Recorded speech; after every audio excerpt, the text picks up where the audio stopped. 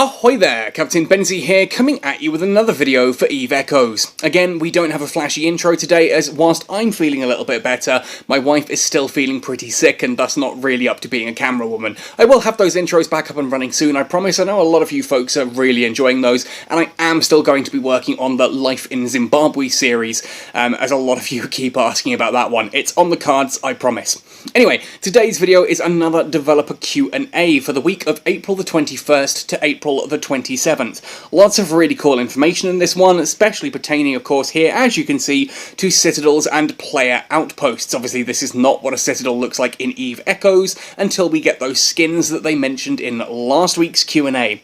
Now, if you do enjoy this video, let me know by hitting like on it, subscribe to the channel for all things EVE Echoes, ding that notification bell to never miss an upload, though I do upload every day. Monday to Friday is usually EVE Echoes content, 9 PM UTC, and I throw out bonus videos on Saturdays and Sundays that may be EVE Echoes, or maybe other mobile games. If you're interested, do subscribe, ding that bell, and be sure to check those out.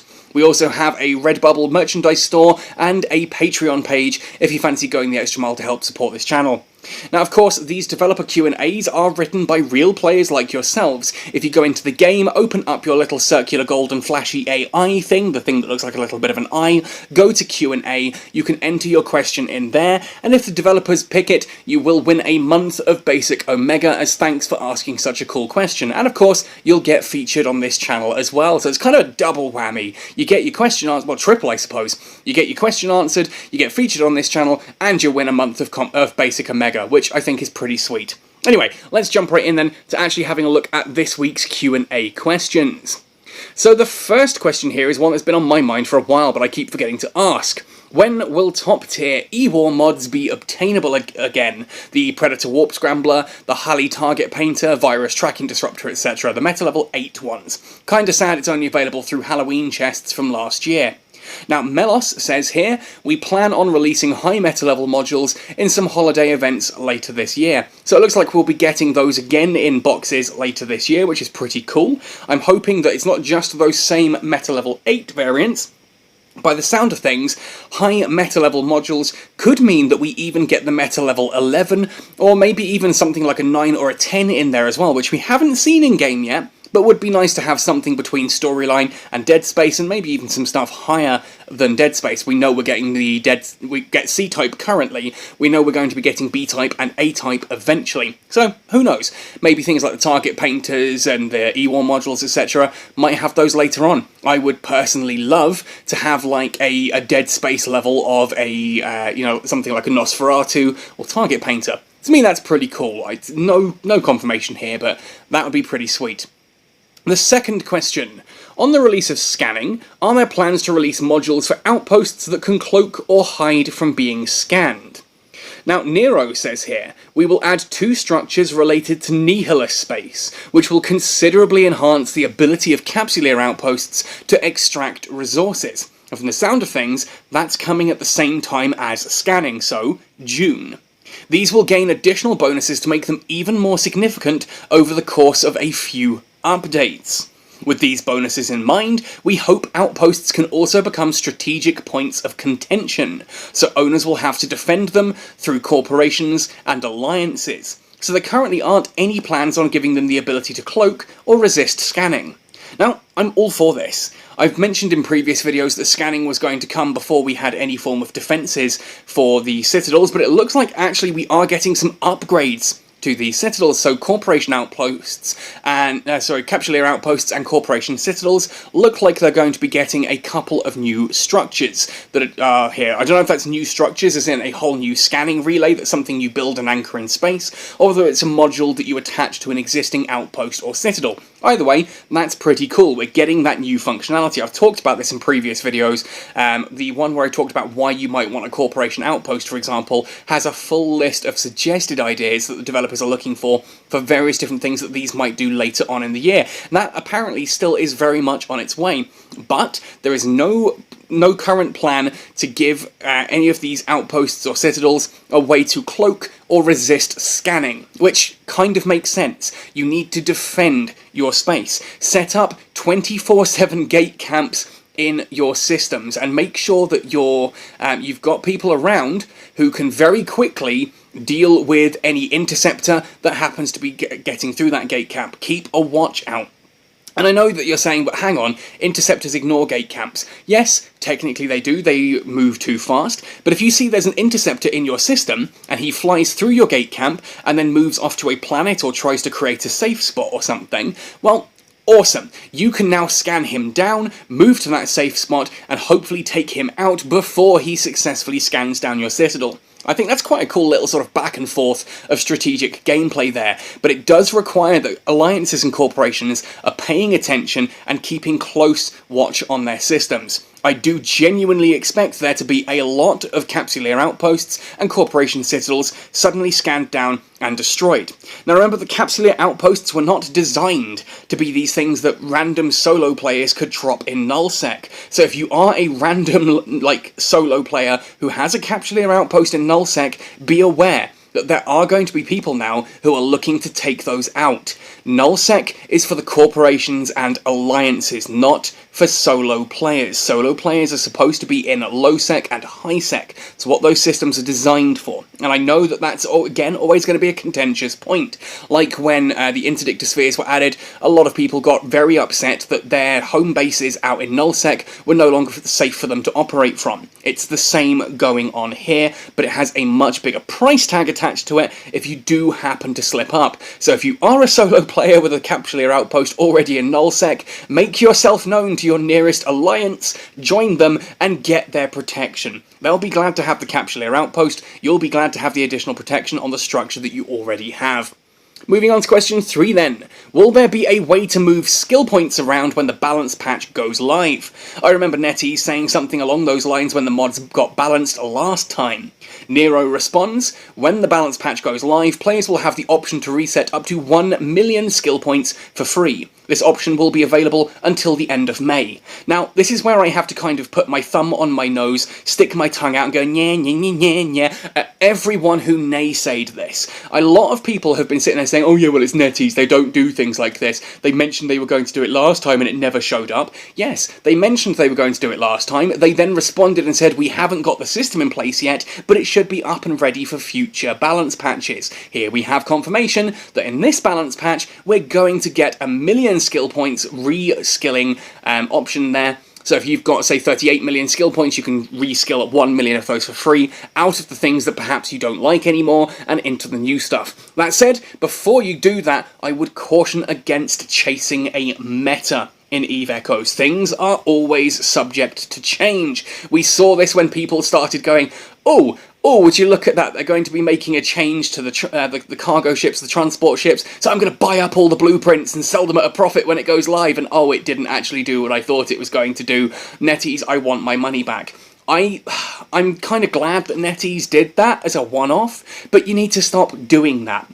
I think if you're going to take a risk in buying up all of something that you think is going to be exploiting a new system, etc., then you need to understand it's a risk and not be upset when it happens. I think ultimately the aim is that everything is going to be balanced and according to plan. So ultimately, if you find that your particular skill or things like that aren't doing necessarily what you hoped they would do, although that's why we had a test server to go out and give you the chance to test that, if you were out there testing Armor Tank and you've decided that actually you quite like Armor Tank, you can now reskill into it. If you weren't testing Armor Tank and you're not sure if you want to keep using Shield on your armor ships, or if you want to move across to Armor Tank, that's kind of on you for not testing it, and ultimately, Shield Tank's still going to be viable. I think in any situation, none of these changes are going to actually remove anything. I think it's great that you're going to get these free skill points, and I think that is a really cool thing, and I hope they continue to do this for future balance patches. But I do want to caution players about taking skill points out of the stuff that they are currently trained in and currently enjoying in order to chase a meta. If you think that, oh, suddenly, the thing that you've been really enjoying is not going to be quite as good and you want to try and chase this slightly more powerful thing, you're going to do that, and then it's going to get nerfed in the future, and so you're going to constantly be skill pointing backward and forward.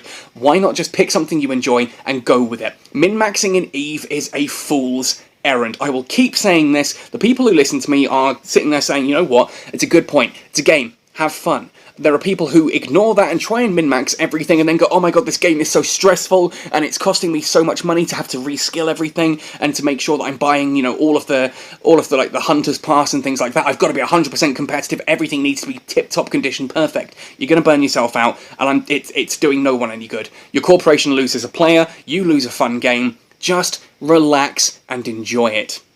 Anyway, long rant there. Whew.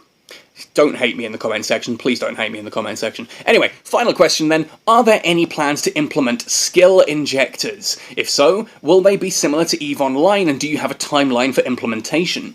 Exile here says, our game design team has basically vetoed the idea of adding the skill injection and skill extraction mechanics for now.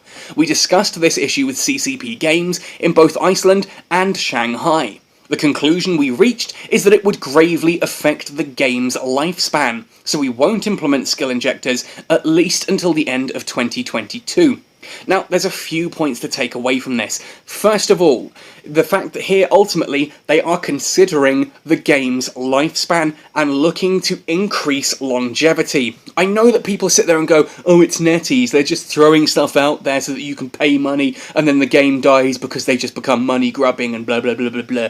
And yeah, I know I do this voice and I'm mocking these people, but that's because they're worth mocking. People who just sit there and go, everything's negative, everything's hate-filled, everything's horrid, I hate it, just need to find something else. Stop complaining about stuff and either do something about it or move on to something you do enjoy. Stop sitting in the thing you don't enjoy and making it miserable for everyone else. Ultimately, no developer wants to make a quick buck off a game like this. This game was 4 years in the making before it hit live. No one wants to spend 4 years of their life developing a game, then just burn through everything it can do in a year or two. This is a long-term game. And it's great to see that the developers are looking at this as a long-term game, wholeheartedly in support of that. That's really awesome. The second thing to draw from this is that the team speak to CCP, both in Iceland and the Shanghai offices. CCP are still involved in EVE Echoes. Everyone seems to think that this is just NetEase and CCP, the almighty gods of EVE, are being ignored. They're not. There is still back and forth going on here. And there's a conversation going on. The game may not be perfect, but we need to also understand that when EVE Online launched, it had literally, I think, 20-odd ships in its first year. There were no battleships, there was no scanning, there were no, command bursts. Mining was very, very basic. Everything was basic for a year.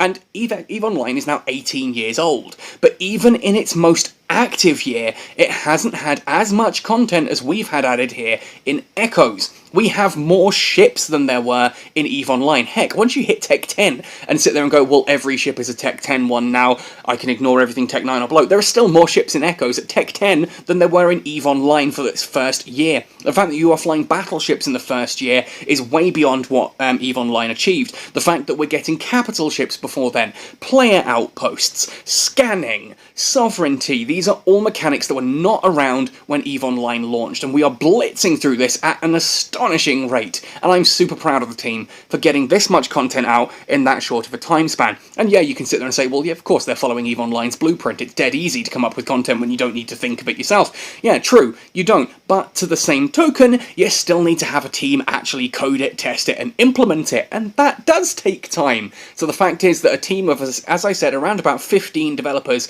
the fact that they're doing this much this quickly, I think is awesome. I think it's great as well that they've looked at the whole skill injection and skill extraction and gone, no, we don't want that yet. In EVE Online, it's a valid system and it works because the game has been out long enough for that to be a thing. There are players who have achieved all of the skill points they are ever going to want for any particular thing. Once you have all of the skills in frigates and destroyers and small weapons, if you have no interest in cruisers, etc. beyond that, then any additional skill points are basically wasted. So the fact that you can extract those skill points and then sell them on the market with skill injectors is pretty cool. But it's a bad thing at this point of the game early on because people are still rushing to try and hit Tech 10 as quickly as possible, and it's going to cause massive burnout. Imagine if on day one there were a load of people who basically don't care about this game anymore, they want to make a quick buck and just blitz all their skills off there, and sell them to the highest bidder. Suddenly you've got to have everyone clamouring for that. It's going to massively inflate the Plex market so that people can buy Plex and get as much ISK with real world money as possible,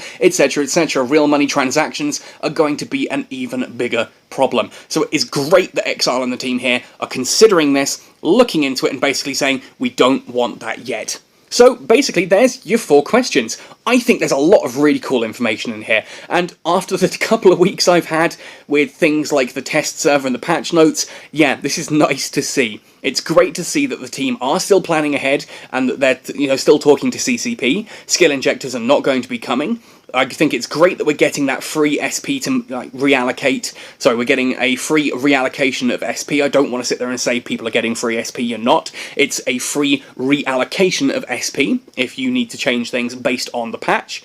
I think it's great that we are going to be getting those EWAR modules back, and it's interesting to get the full information here on what's going on with Outposts in regards to scanning. I think it's, I get why things aren't going to be cloaked and, resist scanning.